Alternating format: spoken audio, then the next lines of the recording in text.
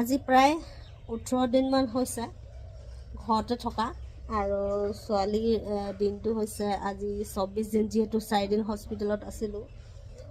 আৰু আচলতে সময়বোৰ কেনেকুৱা পাৰ হৈছে ক'বই নোৱাৰিছোঁ। কেতিয়া ৰাতিপুৱা হৈ আছে, কেতিয়া আবেলি হৈ আছে, আৰু মোবাইলটো একদম চলাব পৰা নাই। যিহেতু এনে সময়ত পষ্ট দি আছোঁ এটা গুড মৰ্ণিং ইভিনিঙৰ, কিন্তু মোবাইলত একেবাৰে এক্টিভ থাকিব পৰা নাই। আৰু কিমান দিন যে এনেকৈ এক্টিভ থাকিব নোৱাৰিম ক'ব পৰা নাই, যিহেতু 3-4 মাহ যাবগৈ যেন পাইছোঁ।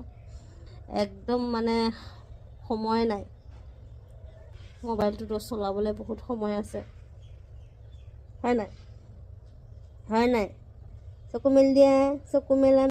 চকুকেইটা মোৰ নিচিনা হৈছে বুলি কৈছে, সৰু চকু মেলি দিয়াচোন। মেলিব নোখোজে, ৰদ লাগিছে যে, কিন্তু চবেই কৈছে মোৰ নিচিনা হৈছে, হয় নাই অকণমান জনাবচোন। চাওঁ দিনটো টোপনি মাৰিব, ৰাতি হ'লে দিগদাৰ, টোপনি নামাৰে। আচলতে দিনত জন্ম হোৱা ল'ৰা ছোৱালীবোৰ হেনো দিনত টোপনি মাৰে, ৰাতিকে টোপনি নামাৰে। কি খবৰ আপোনালোকৰ অকণমান জনাই যাব। সকলো ভালে থাকক, সুস্থ থাকক। আকৌ লগ পাম, যদি পাৰোঁ ভিডিঅ'টো দিবলৈ কাৰণে চেষ্টা কৰোঁ।